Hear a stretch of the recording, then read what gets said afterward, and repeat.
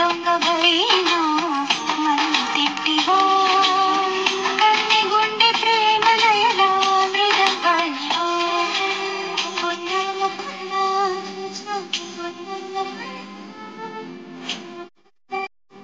బృందావనంలో వరంగా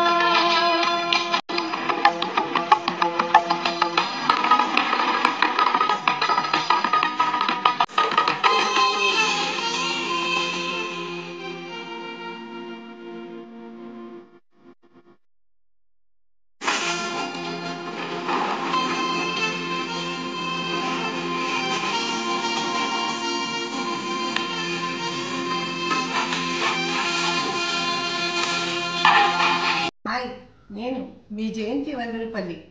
ఈరోజు కృష్ణాష్టమి కదండి. మరి ఈరోజు కృష్ణుడి గురించి మనం ముచ్చటించుకున్నాం. ఈరోజు వెల్కమ్ టు మై ఛానల్. ఈరోజు కృష్ణుడిని స్పెషల్గా నా శారీలో డిజైన్ చేయించుకున్నానండి. మీరందరూ చూడండి. మరి ఈ చిన్ని కృష్ణయ్యని ఎంత బాగా డిజైన్ చేశారు. మరి ఆ తలలో నెమలిపించాం. మరి అంతా నగలు, మరి చేతిలో పిల్లని గ్రోవి, ఇవన్నీ ఎవరికి ఉంటాయండి? ఇంకా శ్రీకృష్ణుడికే. మరి ఆ బాలగోపాలాన్ని మురిపించే వేణువు, ఇవన్నీ కూడా అలంకరించి ఇంట్లో ఉన్న చిన్నపిల్లలకి మనం కృష్ణుడి వేషం వేస్తుంటాం. తర్వాత బయట నుంచి అంటే వాకిట్లో నుంచి మన ఇంటి గుమ్మం వరకు కూడా చిన్న చిన్న కృష్ణుడి పాదాలు వేసుకుంటాం. మరి పిల్లలకి కృష్ణుడి వేషం వేసి ఫోటోలు తీసి మురిసిపోతూ ఉంటాం. అలా అలంకరించిన తర్వాత ఒక చిన్న పాట పాడుకుంటాం మన కృష్ణుడికి. అదేంటో తెలుసా? కృష్ణయ్య గోపాల బాల కృష్ణయ్య, కృష్ణయ్య గోపాల బాల కృష్ణయ్య, కాళ్ళకు గజ్జలు కట్టి, కాళ్ళకు గజ్జలు కట్టి, వేళ్ళ కుంగారు పెట్టి, పిల్లను గ్రోవి చేతికిచ్చి, పిల్లను గ్రోవి చేతికిచ్చి, పింఛము పెట్టేదరారా, పిల్లను గ్రోవి చేతికిచ్చి, పింఛము పెట్టేదరారా, కృష్ణయ్య గోపాల బాల కృష్ణయ్య అని మురుసుకుంటాము. మరి అలాగే మేము మా గ్రాండ్ చిల్డ్రన్కి, ఆదిత్యకి, అర్జున్కి కూడా ఇలా కృష్ణుడి వేషాలు వేసి ఫోటోలు తీసుకున్నాం. మరి రేపల్లియ ఎదచల్లున పొంగిన రవళి, నవరస మురళి నందన రవళి, ఇదేనా ఇదేనా మురళి, మోహన మురళి, ఇదేనా మురళి. కన్నడంలో కూడా ఒక పాట ఉందండి, అది కూడా మీకు పాట వినిపిస్తాను నేను. కృష్ణ నీ బేగనే బారో, కృష్ణ నీ బేగనే బారో, ಬೇಗನೆ ಬಾರೋ ಮುಗವನ್ನೆ ತೋರೋ, ಬೇಗನೆ ಬಾರೋ ಮುಗವನ್ನೆ ತೋರೋ, కృష్ణ నీ బేగనే బారో. చిన్నప్పుడండి ఈ మైథలాజికల్ ఫిల్మ్స్ మా విజయవాడలో ఎక్కువ చూస్తుండేదాన్ని. నేను మీకు చెప్పాను కూడా. మరి అలాగే కృష్ణలీలలో ఇవన్నీ చాలా అట్రాక్టివ్గా అనిపించాయి నాకు అప్పుడేంటి. ఇప్పుడు కూడా అవి చూస్తుంటే చాలా ముచ్చటగా అనిపిస్తాయి. ఆ కృష్ణలీలలో ముఖ్యమైన ఘట్టాలు, మరి ఆ కాళింది పాము మీద ఇలా పైన నిలబడి అలా నాట్యం చేస్తూ కనిపించడం, మరి వాళ్ళందరూ తడిసిపోతున్నారు యాదవులని, వాళ్ళ కోసం గోవర్ధని పర్వతాన్ని చిటికల వెళ్ళి నిలబడటం. మరి ఇవన్నీ. తర్వాత ఇంకోటి, ఆ తల్లి యశోదమ్మ అలా చేస్తున్నాడని రోటికి కట్టేయబోతే అక్కడ అందక ఆ 2 చెట్లకి తాళ్ళు కడుతుందట. ఆ తాళ్ళు కట్టుకుంటే ఈడ్చుకుంటూ వెళ్ళిపోయాడట కృష్ణయ్య. అప్పుడు ఆ 2 చెట్లకి కూడా శాప విమోచనమై అక్కడ గంధర్వుడు ప్రత్యక్షమయ్యారట. ఇవన్నీ చూస్తుంటే చాలా థ్రిల్లింగ్గా అనిపించాయి నాకు అవన్నీ. మరి అట్లాగే కృష్ణుడు ద్రౌపదీదేవికి వస్త్రాపరణప్పుడు ఎన్ని చీరలు తీసినా అలా వాళ్ళు టెక్నిక్ అలా అంతా చూపించేవారు అనమాట. చీరలు అలా వస్తూనే ఉండేవి ద్రౌపదికి. ఆ సీన్ కూడా. ఇవన్నీ కొన్ని ఇప్పటికీ అలా మైండ్లో గుర్తుండిపోయి నాకు. మరి దానికి కూడా ఒక కథ ఉందండి. ఆ ద్రౌపదికి అలా శ్రీకృష్ణుడు చీరలు ఇవ్వటానికి కూడా ఒక చిన్న కథ ఉంది. అదేంటంటే, శిశుపాలుడు ఎన్నో తప్పులు చేస్తుంటాడు. అప్పుడు శ్రీకృష్ణుడు అంటాడు, 100 తప్పుల వరకు ఓర్చుకుంటాను నేను, 100వ తప్పు అవగానే నిన్ను నేను చంపేస్తానని చెప్తాడు. అది ఆ 100వది అయిపోగానే వెంటనే వేలికి సుదర్శన చక్రం ఉంటుంది. ఆ సుదర్శన చక్రాన్ని వెంటనే ఇలా విసురుతాడు కృష్ణుడు. అప్పుడు అలా అన్నప్పుడు చిన్న గాయం అవుతుంది వేలికి. సరే ఆ చక్రానికి ఆ శిశుపాలుడు చనిపోతాడు. కానీ పక్కనే ఉన్న ద్రౌపది ఆ వేలు చూసి అయ్యో కృష్ణ గాయం అయిపోయిందని చెప్పి వెంటనే తన చీర కొంగు చించి ఆ వేలు కట్టుకడుతుందనమాట. అప్పుడు కృష్ణుడు ఎంతో సంతోషపడి అయ్యో ఇవాళ నాకు నిజంగా ఒక సహోదరులాగా ఉండి నువ్వు నాకు ఇలా కట్టుకట్టావు, ఇంకా ఈ రోజు నుంచి నేను నీకు అన్నను, నీకే కష్టం వచ్చినా నన్ను అన్న కృష్ణ అని పిలు, నేను వస్తానని చెప్పాడు. అలాగే ఆ రోజున ఆ నిండు సభలో ఆవిడ అవమానించబడుతుంటే అన్న హే కృష్ణ నన్ను ఆదరించని అంటుందన్నమాట. అలా కాపాడాడు. అదొక కథ. మరి దాన్నే రాఖీకి కూడా ఇప్పుడు నిదర్శనంగా అనుకుంటున్నా అదే వచ్చిందనమాట. అన్నలకి చెల్లెలు రాఖీ కట్టడం ఇది ఒక కథ. మరి ఈరోజు మనం ఈ కృష్ణావతారంలో దశావతారాల్లో కృష్ణావతారం చాలా ముఖ్యమైనది. ఈ కృష్ణావతారంలోని కొన్ని సంఘటనలు, కొన్ని నాకు నచ్చిన సన్నివేశాలు ఈరోజు మనం ముచ్చటించుకుందాం. మన కృష్ణకి 16,108 భార్యలు అంటండి. మరి ఆ కథ ఏంటో తెలుసా? నరకాసురుడితో యుద్ధం చేయడానికి వెళ్ళినప్పుడు సత్యభామ తీసుకుని వెళ్తాడు. అక్కడ సత్యభామ అని ఒక ఇంపార్టెన్స్ చూపించడానికి ఆయన మూర్ఛ ఉన్నట్టు అనిపిస్తుంది. వెంటనే సత్యభామ లేచి విజృంభించి బాణం వేసి నరకాసురుని చంపేస్తుంది. ఆ నరకాసురు వద్ద తర్వాత అక్కడ ఈ 16,100 మంది స్త్రీలు బానిసలుగా బంధించబడి ఉంటారు ఆ నరకాసురుడి దగ్గర.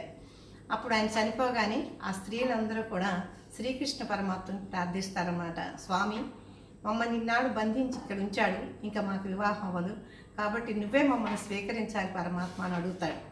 ఇంకా శ్రీకృష్ణుడు సరే అని చెప్పి వాళ్ళందరినీ కూడా భార్యలుగా స్వీకరిస్తాడు.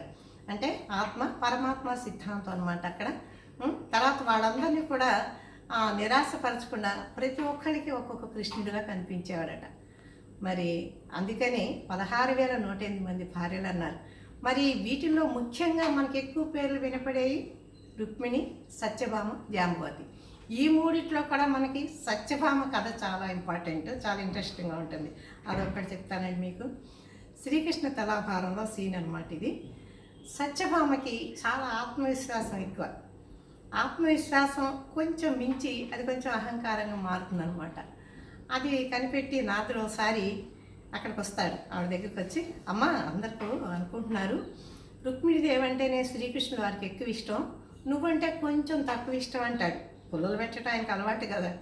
అంటే అప్పుడు ఆవిడ అలా ఒప్పుకొని నేనంటేనే నా స్వామికి ఎక్కువ ఇష్టం అంటుంది. మరి అలా అంటే ఏం చేయాలి నారద అంటే, అమ్మ నువ్వు ఒక వ్రతం చెయ్యి, చేస్తే శ్రీకృష్ణుల వారికి నువ్వంటేనే ఎక్కువ ఇష్టం అవుతుందని చెప్తాడు. సరే వెంటనే చెప్పినట్టుగా ఆ వ్రతం చేస్తుంది. అయితే వ్రతంలో ఒక కోరిక కోరతాడు నారదుడు. నీ వ్రతం ఫలించాలంటేనమ్మా శ్రీకృష్ణుల వారిని నాకు దానం ఇవ్వాలి అంటాడు. అదెంత పని, అలాగే అంటుంది అని మనసులో అనుకుంటుంది. మీరజాలగలడా నయానతి వ్రత విధాన మహిమన్ సత్యాపతి. మీరజాలగలడా నయానతి వ్రత విధాన మహిమన్ సత్యాపతి. నటన సూత్రధారి మురారి ఎటుల దాటగలడో నయానతి వ్రత విధాన మహిమన్. నయానతి వ్రత విధాన మహిమన్ సత్యాపతి అని ఆవిడ చాలా ఆత్మవిశ్వాసంతో సరే నారద తీసుకెళ్ళు అని చెప్పి దానం ఇచ్చేస్తుంది. ఇంకప్పుడు నారదుడు తీసుకెళ్ళిపోయి అక్కడ అంగట్లో పెద్ద త్రాచు పెట్టి దాంట్లో కృష్ణుని కూర్చోబెడతాడు. అమ్మ ఏమ్మా నీదంతా ఏమేమి ఇస్తావు అంటాడు. సరే ఆవిడ తన నగలన్నీ అందులో పెడుతుంది, తన అంతఃపురంలో నగలన్నీ అందులో పెడుతుంది. ఎన్ని పెట్టినా కూడా ఆవిడకి చివరికి అది అలా కృష్ణుడు ఉన్న వైపే అది వంగి ఉంటుంది, కానీ అటువైపు తేలిపోతూ ఉంటుంది. ఇంకేం చేయాలో అర్థం కాక నాథ కృష్ణ ఏం చేయాలి నేనంటే, ఒకసారి రుక్మిణిని అడిగి చూడరాదు, సలహా ఇస్తుంది నీకు, వెళ్ళు అని చెప్తాడు. అయ్యో తనకి ఏంటంటే అంత ఇదిగా అసలు వెళ్ళడానికి ఇష్టం లేదు, అయినా సరే రుక్మిణి దగ్గరికి వెళ్తుంది తప్పక. వెళ్ళి మన శ్రీకృష్ణ వారిని నేను ఇలా అమ్మేశానంటే ఆ పక్కనే జాంబవతి కూడా ఉంటుంది. నువ్వెవరు అమ్మడానికి, నువ్వెవరు దానం ఇవ్వడానికి, మేమందరం భార్యలేం కదా, మా పర్మిషన్ లేకుండా నువ్వు ఎలా ఇచ్చావు అని అంటుంది. అంటే రుక్మిణి ఏమో ముందు అది కాదు, ముందు మన నాథుని మనం తీసుకురావాలని ఆవిడ చాలా నిశ్చలంగా ఏమి తొట్టుపాటు లేకుండా అక్కడ ఎదురుగుండా ఉన్న తులసి ఆ కుండీలోని మొక్కలోని చిన్న తులసి దళం తీసుకుని వెళ్ళి అక్కడికి వెళ్ళి శ్రీకృష్ణ వారికి భక్తితో నమస్కరించి, స్వామి నువ్వు ఆ దానం నుంచి విముక్తి అవ్వాలని చెప్పి భక్తితో దండం పెట్టి ఆ తులసి దళం అందరూ వేస్తుంది. వెంటనే ఆశ్చర్యంగా మిరకిల్లాగా అంత వెయిట్ ఉన్న ఆ నగలు అవన్నీ తీసేగా ఈ ఒక్క తులసి దళానికే అది కిందకు రావడం చూసి అప్పుడు శ్రీకృష్ణుడు చెప్తాడనమాట, సత్య నువ్వు మితిమీత ఆత్మవిశ్వాసంతో అహంకారంతో నువ్వు నన్ను జయించాలనుకున్నావు, కానీ ఎప్పుడూ కూడా భగవంతుని పూజ చేసేటప్పుడు భక్తితో పూజ చేయాలి అని చెప్పి చెప్తాడనమాట.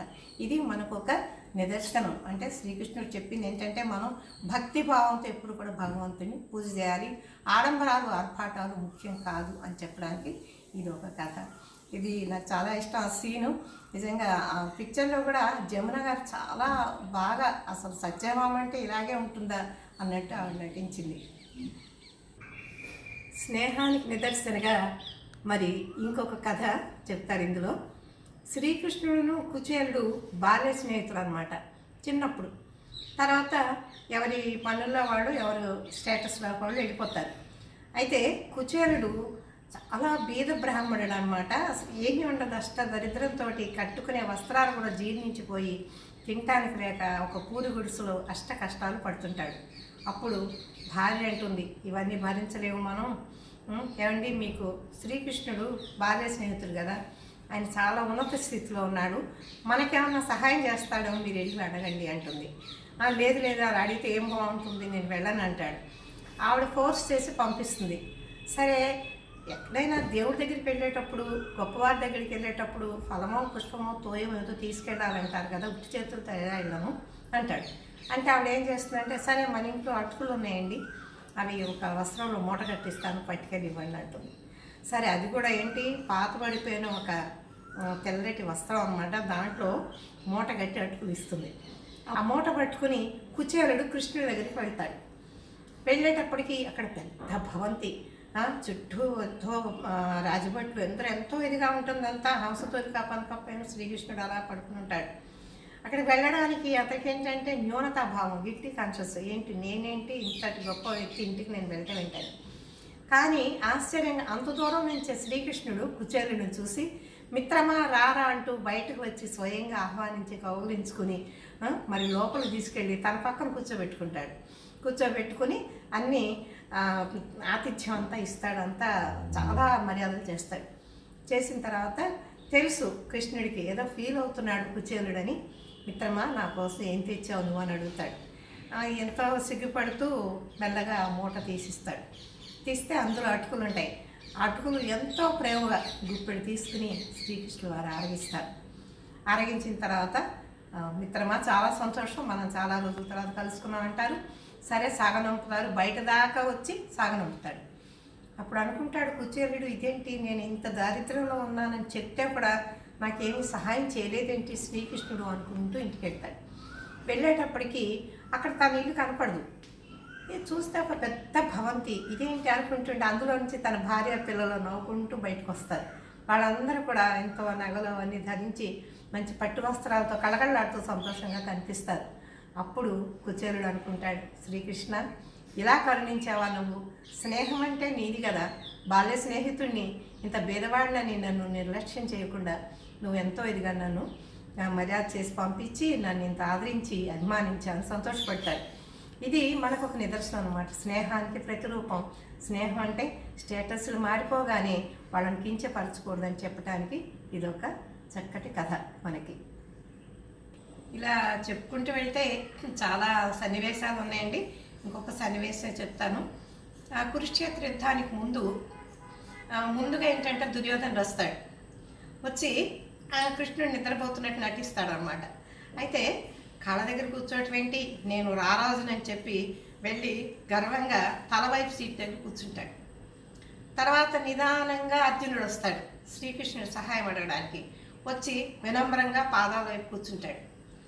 తర్వాత మెల్లగా ఏమి ఎరగనట్టు శ్రీకృష్ణుడు అప్పుడే కళ్ళు తెరుస్తాడు అనమాట. తెరిచి చూసి ఎదురుగుండా అర్జునుడు కనిపిస్తాడు. ముందుగా వచ్చేది వీవు, కానీ ముందుగా చూసి నిన్ను అని చెప్పి, నువ్వు ముందుగా వచ్చినా దుర్యోధన, నేను ముందుగా అర్జునుడిని చూశాను కాబట్టి అర్జున నీకేం కావాలి కోరుకో అంటాడు. అయితే ఈలోపుగా నేను కదా ముందు వచ్చింది, నేనే ముందు అడుగుతానని చెప్పి నాకు మొత్తం సైన్యం ఎంతో లెక్క చెప్తాడు. పెద్ద సైన్యం అంతా నాకు కావాలి, మీ సైన్యాన్ని అంతా మాకేమండి యుద్ధంలో అడుగుతాడు దుర్యోధనుడు. అర్జునుడు, నాకు సైన్యం వద్దు, ఏం వద్దు శ్రీకృష్ణ, నువ్వు నా పక్కన నా రథానికి సారథిగా ఉండు, నాకు చాలు అంటాడు. వెంటనే తదహాస్తు అంటాడు శ్రీకృష్ణుడు. అలా రథ సారథిగా అర్జునుడికుంటూ నిజంగా కురుక్షేత్ర యుద్ధంలో అసలు ఆ సీన్స్ అన్నీ కూడా చాలా బాగుంటాయి అన్నమాట. అక్కడే అర్జునుడు నిరాశ పడిపోయినప్పుడు శ్రీకృష్ణుడు గీతాబోధ చేస్తాడు. అదే భగవద్గీత అయింది. అది 18 అధ్యాయాలు. మరి అది మనకి హిందువులకి ప్రామాణిక గ్రంథం అన్నమాట. అది ప్రమాణం చేసేటప్పుడు కూడా చూడండి, భగవద్గీత మీద ప్రమాణం చేసి చెప్పండి అంటారు. అందులో ముఖ్యంగా ఏం చెప్తుంటాడు ఆయన, ధర్మ సంస్థాపనార్థాయే సంభవామి యుగే యుగే, అంటే ఎక్కడ అధర్మం పెరిగిపోతుందో ధర్మాన్ని పరిరక్షించడానికి నేను అవతరిస్తుంటాను అని చెప్తుంటాడు.